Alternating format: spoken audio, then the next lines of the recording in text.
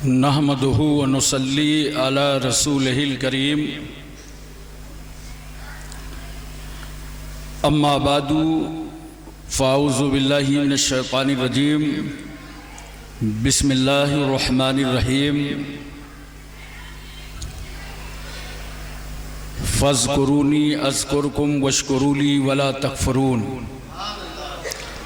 सदक़ल्लाहु मौलाना अज़ीम व सदक़ रसूलुहुन नबियुल करीम व नहनु अला ज़ालिका लमिनश शाहिदीन व शाकिरीन वल्हम्दुलिल्लाहि रब्बिल आलमीन।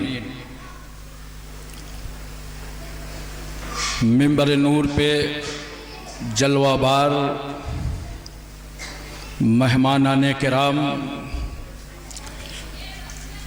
बुज़ुर्गों, नौजवान साथियों, अज़ीज़ बच्चों, अस्सलामु अलैकुम व रहमतुल्लाहि व बरकातहू। वालेकुम अस्सलाम व रहमतुल्लाहि व बरकातहू। बारगाह रिसालत माब सल्लल्लाहु अलैहि वसल्लम में हदिया दरूद पेश करें। अल्लाहुम्मा सल्ली अला सय्यदना मौलाना मुहम्मदिन व अला आलि सय्यदना मौलाना मुहम्मदिन बारिक वसल्लिम सलातन व सलामन अलैका या रसूल अल्लाह। एक बार और मोहब्बत से पढ़िए, अल्लाह रब्ब मुहम्मदिन सल्लल्लाहु अलैहि वसल्लम नहनु इबादु मुहम्मदिन सल्लल्लाहु अलैहि वसल्लम सलातुन व सलामन अलैका या रसूल अल्लाह। एक बार पूरी तवज्जो मदीना तैयबा में और मोहब्बत से नबी और आले नबी की बारगाह में सल्लल्लाहु अला नबील उम्मी वालैहि सल्लल्लाहु अलैहि वसल्लम सलातुन व सलामन अलैका या रसूल अल्लाह। मोहतरम हजरात, हम और आप जामिया अशरफुल मदारिस के खदीजतुल कुबरा हाल में शाह जीला कॉन्फ्रेंस में मौजूद हैं। आज जहां आपने उलमाए किराम के बयानात सुने, शोराए किराम को समाअत फरमाया, थोड़ी देर के लिए हम भी आपकी बारगाह में हाजिर खिदमत हैं। इंशाअल्लाह पीराने पीर, दस्तगीर, रोशन ज़मीर, पुरतनवीर, बातासीर, जिनके कदमों में हम गरीबों की तकदीर, सुभान अल्लाह, हुजूर शेख मुहियुद्दीन अब्दुल कादिर जीलानी अल मारूफ गौसे आज़म रदी अल्लाह ताला अन्हु, आज हम और आप उनकी याद में यहाँ आए हैं। सवाल ये होता है कि किसी भी बुजुर्ग या वली या सहाबी कि जब हम याद मनाते हैं तो या तो तारीख़ विसाल होती है और या तारीख़ विलादत होती है, या पैदाइश का दिन होता है और या विसाल का दिन होता है।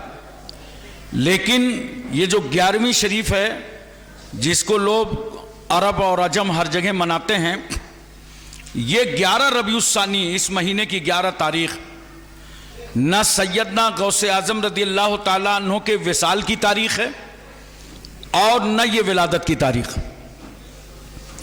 आपकी पैदाइश जो हुई वो यकुम रमज़ानुल मुबारक को हुई और विलादत विसाल के ताल्लुक से बहुत ज़्यादा तहकीक नहीं हो पाती। एक आध कौल मिलता है 17 रबीउस्सानी को विसाल हुआ।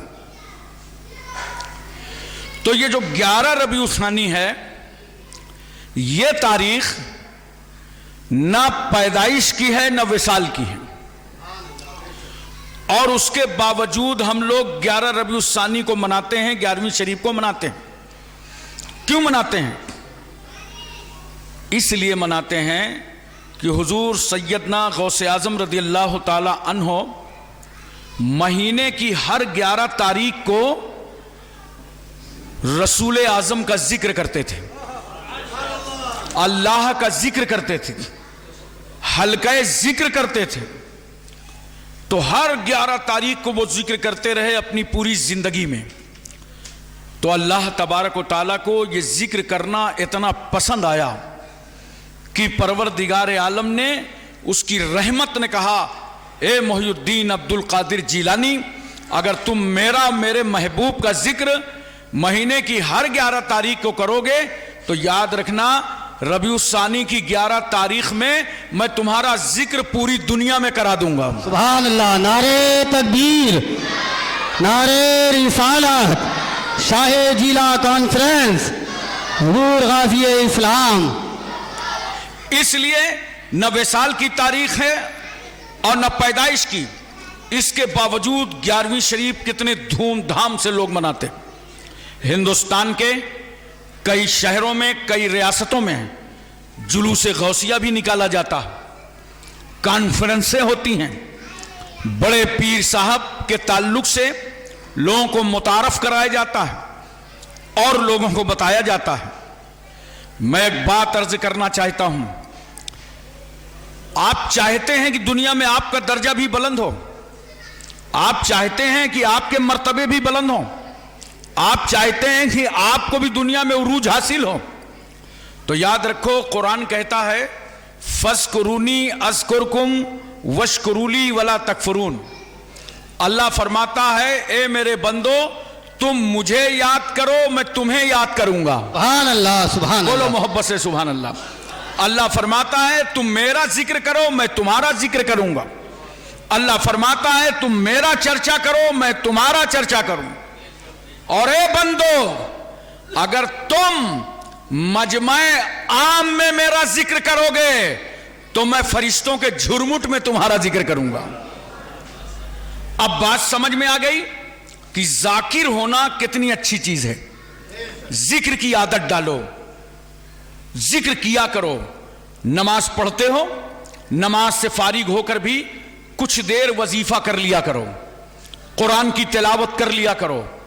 बड़ा फायदा है, बहुत फायदा है।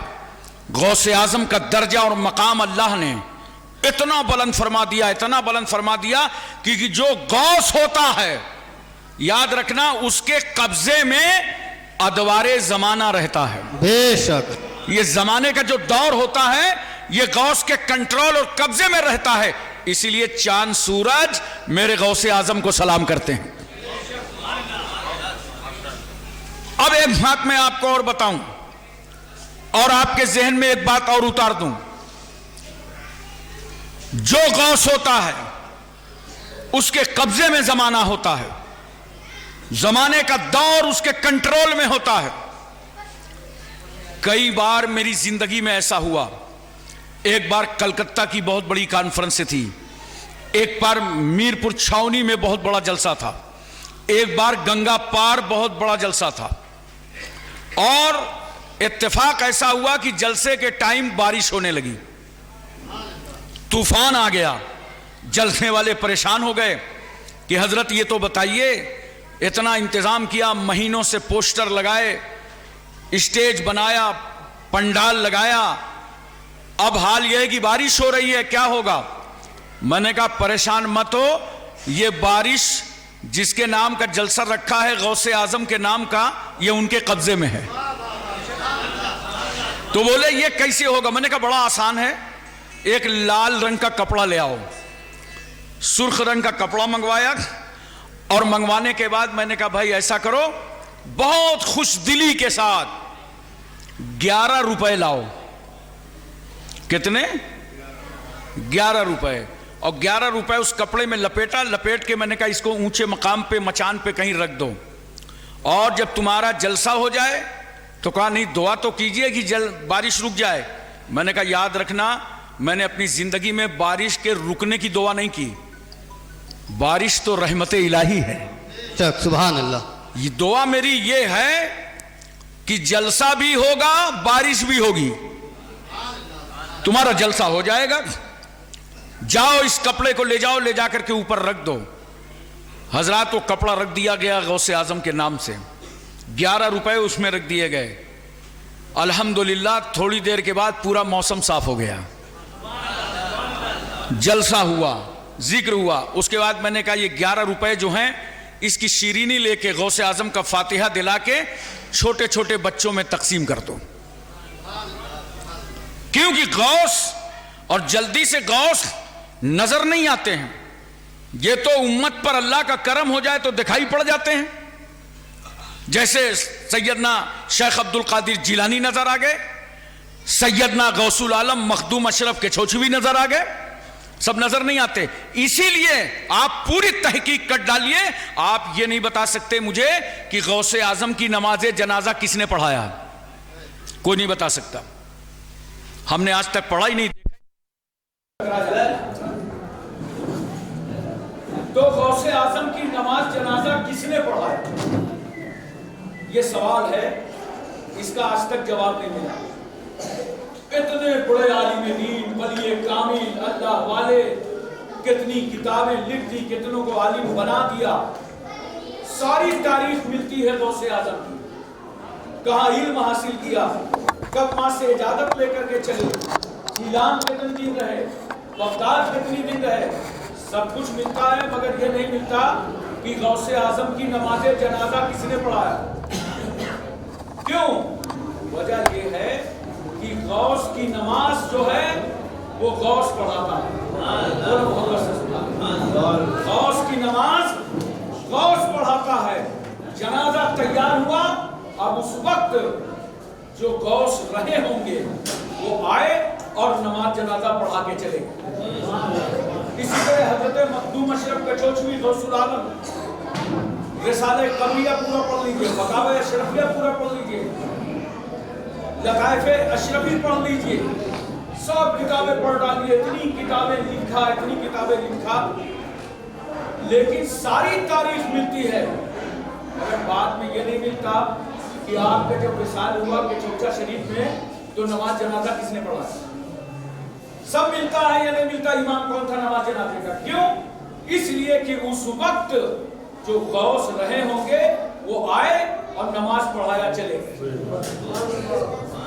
ये गौसे आजम रज़ी अल्लाह तआला अन्हु की शान है, और उनकी मोहब्बत में हम लोग और आप लोग सब यहाँ बैठे हैं। मैं एक बात अर्ज करना चाहता हूँ और मोहब्बत से बताना चाहता हूँ।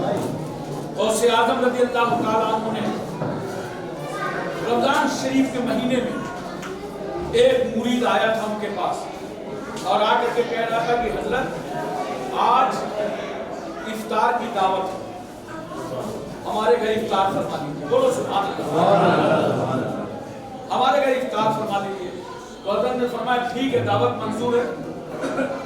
दूसरा मुरीद आया, कहा हजरत इफ्तार की दावत कबूल कर लीजिए। हजरत ने फरमाया मंजूर है। तीसरा मुरीद आया, कहा इफ्तार की दावत कबूल कर लीजिए। हजरत ने फरमाया मंजूर है। 70 मुरीदों की दावत गौसे आजम ने मंजूर कर दी।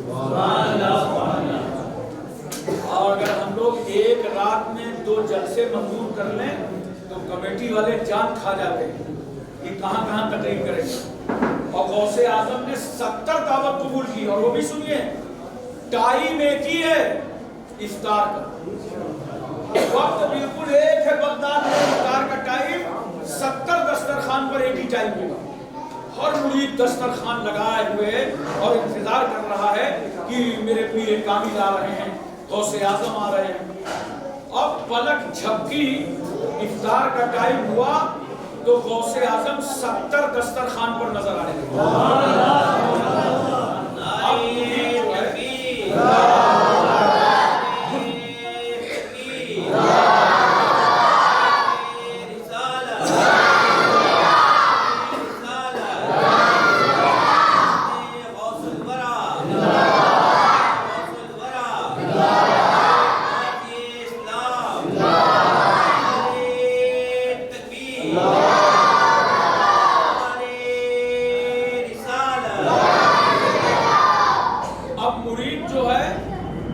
दस्तरखान कम देख रहा है, गौसे आजम का चेहरा ज्यादा देख रहा है। आपके घर में अगर कोई आलिम दीन आ जाए, मस्जिद के इमाम आ जाए, आपके पीर मुर्शिद आ जाए, तो उस दिन आप कितना खुश होते हैं कि हमारे घर आलिम दीन आ रहे हैं, इमाम साहब आ रहे हैं, हाफिज कुरान आ रहे हैं, पीर साहब आ रहे हैं। तो जिस घर में पीरों का पीर आ रहा हो, जिस घर में मीरों का मीर आ रहा हुए होंगे तो अब इफ्तार फरमा लिया, सुबह हुई, खानकाह में सब लोग जमा होने लगे। एक मुरीद आया, दूसरे मुरीद से बोला अस्सलाम वालेकुम। वालेकुम अस्सलाम, भाई खैरियत? अरे खैरियत क्या, बड़ी खुशी की बात है, कल गौसे आजम ने मेरे घर में इफ्तार फरमाया। उसने कहा भैया तुमको पहचानने में धोखा हो रहा है, कल तो गौसे आजम हमारे यहाँ थे। दोनों बहस कर रहे थे कि तीसरा आ गया, कहा अरे छोड़ो यार, कल तो गौसे आजम हमारे यहाँ थे। चौथा आ गया कि कल तो गौसे आजम हमारे यहाँ थे। पांचवा आ गया, कल तो गौसे आजम हमारे यहाँ थे। अब कोई किसी की सुनता नहीं है, बल्कि सब अपना अपना नारा लगा रहे हैं, गौसे आजम हमारे यहाँ थे, गौसे आजम हमारे यहाँ थे, गौसे आजम हमारे यहाँ। कोई किसी की नहीं सुनता। लेकिन आप जानते हैं, आखिरकार मुरीदों ने तय किया ऐसे काम नहीं चलेगा, चलो मदरसे वालों से पूछे, अहले मदरसा से, कि सब इफ्तार करने के लिए गौसे आजम किसके घर गए। वो जिसको बता देंगे तस्दीक कर लेंगे। अहले मदरसा से पूछा, कहा भाई कल इफ्तार के लिए गौसे आजम किस मुरीद के घर गए थे? मदरसे वालों ने कहा कल तो कहीं गए नहीं, हमारे यहाँ कल तो यहाँ से कल कहीं गए नहीं, यहीं थे। हजरात, मैं आपसे एक बात पूछना चाहता हूं मोहब्बत के साथ, बहुत प्यार के साथ आप समझिएगा। एक पीर 70 दस्तरखान पे नजर आ रहा है। अब मुझे मोहब्बत में बताओ कि जब वली की हाजिरी का ये आलम है तो मेरे नबी के हाजिर और नाजिर होने का क्या आलम है? अब एक बात गौर से सुन लो, बहुत प्यार से मैं इसको समझाना भी चाहता हूं आपको। सूरज देखा है ना? बोलो, सूरज एक है कि 1000? एक ही तो है।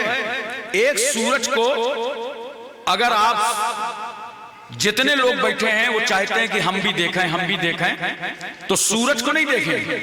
आप चाहते हैं अपने पास सूरज को देखें, तो बस एक एक आईना लेके खड़े हो जाओ, शीशा लेके खड़े हो जाओ। जितने लोग हैं सब एक एक आईना ले लो और सूरज के सामने यूं रुख करो और सूरज की तरफ रुख करो आईने में, तो हर आईने में सूरज नजर आएगा। अरे भाई सूरज तो एक ही है ना, ये 100 आईने में कैसे नजर आ रहा है? 200 आईने में कैसे नजर आ रहा है? 1000 आईने में कैसे नजर आ रहा है? सूरज एक है, हर आईने में सूरज दिखाई पड़ रहा है, हर आईने में सूरज नजर आ रहा है। लेकिन अगर कोई अकल का मारा ये कहे कि मैं सूरज पे नहीं देखूं, सूरज को आईने पे नहीं देखूंगा, और वो पत्थर लेके खड़ा हो जाए और पत्थर को सूरज की तरफ करे, तो पत्थर पे सूरज नजर आएगा? अरे बोलो ना, पत्थर पे सूरज नजर आएगा? नहीं। सूरज देखने के लिए पत्थर नहीं, आईना चाहिए। इसी तरह याद रखना, मेरे नबी को देखने के लिए, नबी के जलवे देखने के लिए दिल पत्थर नहीं चाहिए, दिल आईना चाहिए। जब दिल आईना होता है तो उस रोशन दिल पर नजर आते हैं मुस्तफा। इसीलिए मैं कहता हूं कि सुनो, वो सीना सीना ही नहीं है, वो सीना सीना ही नहीं है जो मोहब्बत रसूल का मदीना ना हो, जो मुस्तफा की मोहब्बत का मदीना ना हो। इसलिए दोस्तों और बुजुर्गों, अपने आका सल्लल्लाहु अलैहि वसल्लम से मोहब्बत करना सीखो। ये मोहब्बत बहुत काम आएगी। नफरत करने के बाद, बुग़्ज़ रखने के बाद इंसान अबू जहल बन सकता है, अबू लहब बन सकता है, उतबा शैबा बन सकता है, मगर मोहब्बत करने के बाद सिद्दीक अकबर बन जाएगा, फारूक आज़म बन जाएगा, उस्मान गनी बन जाएगा, मौला अली बन जाएगा। नबी की मोहब्बत दिल में उतारो और इसी तरह की महफिलों में मोहब्बत के साथ, ज़ौक़ के साथ शिरकत करो। जब आप रसूल से मोहब्बत करने लगेंगे तो आप अल्लाह से मोहब्बत करेंगे। जितने औलिया किराम आए, बुजुर्गान दीन आए, हजरत वारिस देवा हैं, जिंदा शामदार हैं, मखदूम अशरफ के चौचवी हैं, सरकार महरेरा हैं, मखदूम शाह आला हैं, सैयदना ख्वाजा गरीब नवाज हैं, हजरत गौसे आजम हैं। इनका मकसद क्या था? मकसद सुन लो, इनका सबका मकसद था कि रसूलुल्लाह तक इन्हें पहुंचाता। अल्लाह के बंदों को कहां तक पहुंचाओ? रसूल तक। आप सोच रहे होंगे कि रसूल तक क्यों पहुंचावे? इसलिए रसूल तक पहुंचाओ, बगैर रसूल तक पहुंचे तुम खुदा तक नहीं पहुंच सकते हो। यह गारंटी है मेरी। मैं कुरान की आयत से साबित कर रहा हूं। देखो, सरकार सल्लल्लाहु अलैहि वसल्लम शहर मक्का में निकले और निकलने के बाद कुफारे मक्का को पैगंबर ने देखा तो क्या देखा? बुतों की पूजा कर रहे थे। तो सरकार ने फरमाया, ये क्या कर रहे हो? तो बुत क्या कहते हैं? वो देखिए, जो कुछ हम कह रहे हैं, कुफारे मक्का क्या कह रहे हैं, जो कुछ हम कर रहे हैं ना, वो सब अल्लाह के लिए कर रहे हैं। तवज्जो कीजिएगा जरा सा। वो सब हम अल्लाह की मोहब्बत में कर रहे हैं, अल्लाह के लिए कर रहे हैं। वहीं पर अल्लाह ताला ने आयत करीमा नाज़िल फरमाई और कहा, जिब्रील कह दो कि जो खुदा तक पहुंचना चाहता है उसे मोहम्मद के रास्ते पे आना पड़ेगा। बुतों को पूछ के खुदा तक नहीं पहुंच सकते हो, तुम्हें मोहम्मद के रास्ते को अपनाना पड़ेगा। कुल इन कुंतुम तुहिब्बूनल्लाह फत्तबिऊनी युहिब्बुकुमुल्लाह। प्यारे महबूब, आप इनसे ऐलान कर दीजिए, अगर खुदा की मोहब्बत का दावा करते हो बुतों को पूछते हुए, तो कह दो ऐसे खुदा की मोहब्बत तस्लीम नहीं होगी। फत्तबिऊनी, सब रसूलुल्लाह के पीछे आ जाओ, सब नबी के नक्शे कदम पे आ जाओ। और जब सब नबी के पीछे आ जाओगे ना, तो खुदा ने दर्जा कितना बुलंद किया जानते हो? आप में से कौन ऐसा है जो अल्लाह को महबूब नहीं बनाना चाहता? सब चाहते हो ना हम इतनी मोहब्बत करें अपने अल्लाह से, इतनी मोहब्बत करें खुदा से कि हम मुहिब बन जाए, वो महबूब बन जाए। सब चाहते हो ना कि अल्लाह से मोहब्बत करें। लेकिन जानते हो अल्लाह क्या कहता है? जब तुम रसूल के पीछे आओगे ना, तो तुमको मुझसे मोहब्बत की जरूरत नहीं है। जब रसूल के पीछे चलोगे ना, तो युहिब्बुकुमुल्लाह, अल्लाह तुमको खुद ही महबूब बना लेगा। कुरान कह रहा है अल्लाह तुम्हें खुद ही महबूब बना लेगा। और जब अल्लाह महबूब बना लेगा तो आगे क्या कहता है अल्लाह? वयग़फिर लकुम ज़ुनूबकुम, तुम नबी के पीछे चलो, हम तुम्हें महबूब बनाएंगे। और जब महबूब बनाएंगे तो अल्लाह फरमाता है हम तुम्हारे गुनाहों को बख्श देंगे। और अल्लाह गुनाहों को बख्शने वाला मेहरबान। इसलिए दोस्तों, जितने पीर फकीर उलमा दुनिया में आए, घूमते रहे, सलाख वादियों से गुजरते रहे, जंगलों से जाते रहे, पैदल चलते रहे, न खाने का इंतजाम है, न पीने का इंतजाम है, सफर पर सफर करते रहे, मुसीबतें उठाते रहे, दुर्वशी इख्तियार करके दुश्वारियां उठाते रहे। सबका मकसद था कि इनको रसूल की इत्तिबा में लाओ ताकि अल्लाह के नेक बंदे बने। आज हम गौसे आजम की मोहब्बत में इसीलिए बैठे हैं कि अल्लाह ताला गौसे आजम के सदके में हमें सच्चा पक्का मुसलमान बना दे। वाखिर दावाना अनिल हम्दुलिल्लाहि रब्बिल आलमीन। अब आप हज़रात बैठे रहिए, गुलपोशी होगी, उसके बाद सलाम और दुआ।